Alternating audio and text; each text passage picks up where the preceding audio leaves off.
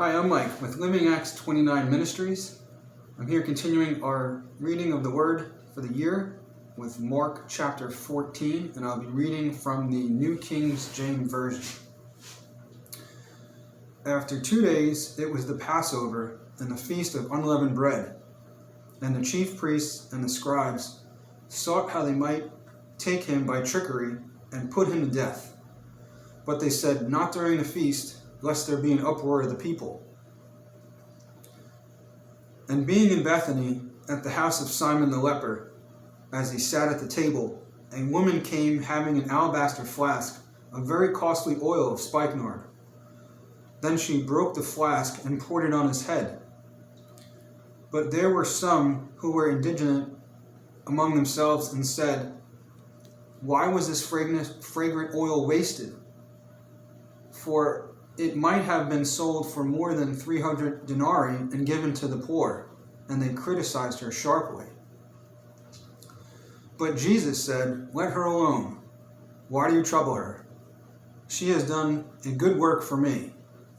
For you have the poor with you always, and whenever you wish, you may do them good. But me you do not always have." She has done what she could. She has come beforehand to anoint my body for burial.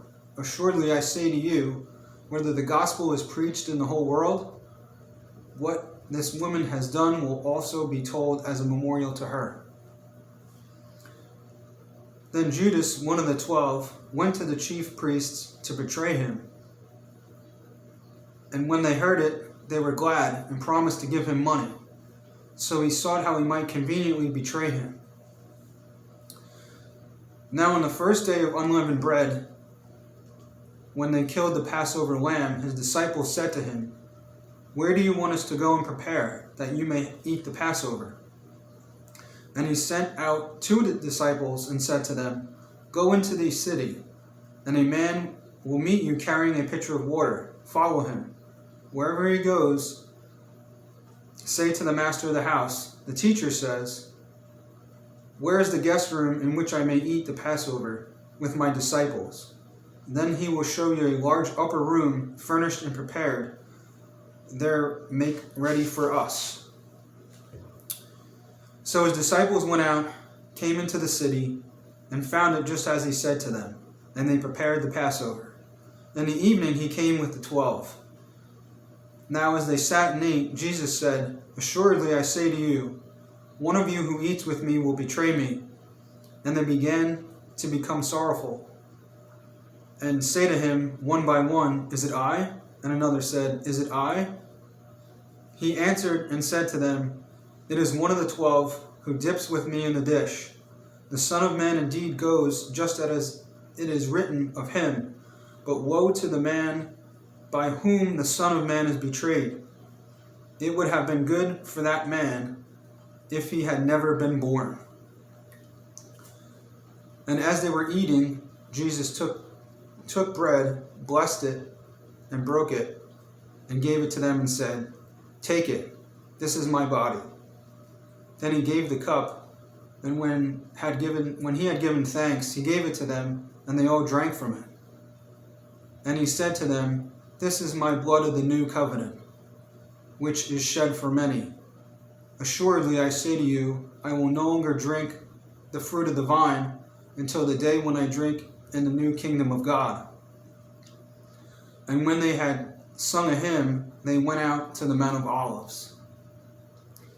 Then Jesus said to them, "All of you will be made to stumble because of me this night, for it is written, I will strike the shepherd, and the sheep will be scattered.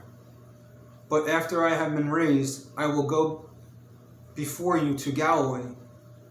Peter said to him, "Even if all are made to stumble, yet I will not be." Jesus said to him, "Assuredly I say to you, that day, even this night, before the rooster crows twice, you will deny me 3 times." But he spoke more vehemently, if I have to die with you, I will not deny you." And they all said likewise. Then they came to a place which was named Gethsemane, and said to his disciples, "Sit here while I pray." And he took Peter, James, and John with him, and he began to be troubled and deeply distressed. And he said to them, "My soul is exceedingly sorrowful, even to death. Stay here and watch." He went a little further and fell on the ground and prayed as if it were possible the hour might pass before him. Then he said, "Abba, Father, all things are possible for you. Take this cup away from me. Nevertheless, not what I will, but what you will." Then he came and found them sleeping, and said to Peter, "Simon, are you sleeping? Could you not watch 1 hour? Watch and pray, lest you enter into the temptation. The spirit indeed is willing, but the flesh is weak." Again he went away and prayed, and spoke the same words. And when he returned, he found them asleep again, for their eyes were heavy, and they did not know what to answer him. Then he came the third time and said to them, "Are you still sleeping, resting? Is it enough? The hour has come. Behold, the Son of Man is being betrayed into the hands of sinners. Rise, let us begin. See, my betrayer is at hand." And immediately, while he was still speaking, Judas, one of the 12, with a great multitude with swords and clubs, came from the chief priests and the scribes and the elders. Now his betrayer had given them a signal, saying, "Whomever I kiss, he is the one. Seize him and lead him away safely." As soon as he had come, immediately he went up to him and said to him, "Rabbi, Rabbi," and kissed him. Then he laid their hands on him and took him. And one of those who stood by drew his sword and struck the servant of the high priest and cut off his ear. Then Jesus answered and said to them, "Have you come out against a robber with swords and clubs to take me? I was daily with you in the temple teaching, and you did not seize me. But the scriptures must be fulfilled." Then they all forsook him and fled.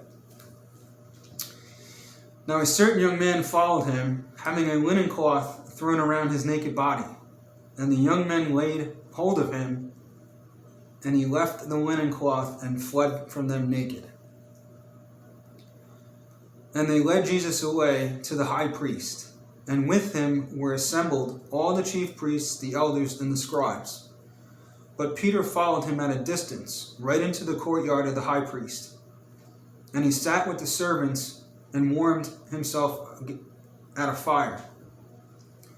Now the chief priests and all the council sought testimony against Jesus to put him to death, but found none. For many bore false witnesses against him, but their testimonies did not agree. Then some rose up and bore false witness against him, saying, We heard him say, I will destroy this temple made with hands, and within 3 days I will build up another made without hands. But not even then did their testimony agree. And the chief priests stood up in the midst and asked Jesus, saying, Do you answer nothing? What is it these men testify against you? But he kept silent and answered nothing. Again the chief priest asked him, saying to him, Are you the Christ, the Son of the Blessed? Jesus said, I am, and you will see Son of Man sitting at the right hand of the power and coming with the clouds of heaven. Then the high priest tore his clothes and said, What further need do you have of witnesses? You have heard the blasphemy. What do you think? And they all condemned him to be deserving of death. Then he began to spit on him, and to blindfold him, and to beat him, and say to him, Prophesy. And the officers struck him with palms of their hands. Now as Peter was below in the courtyard, one of the servant girls of the high priest came. And when she saw Peter warming himself, she looked at him and said, You also were with Jesus of Nazareth. But he denied it, saying, I neither knew nor understand what you are saying. he went out on the porch, and a rooster crowed. Now the servant girl saw him again and began to say to those who stood by, "This is one of them." But he denied it again. And a little later, those who stood by said to Peter again, "Surely you are one of them. You are a Galilean, and your speech shows it." Then he began to curse and swear, "I do not know this man of whom you speak." A second time the rooster crowed. Then Peter called to mind the word that Jesus had said to him, "Before the rooster crows twice, you will deny me 3 times." And when he thought about it, he wept. Thank you for joining me today. Please come back tomorrow and have a blessed day.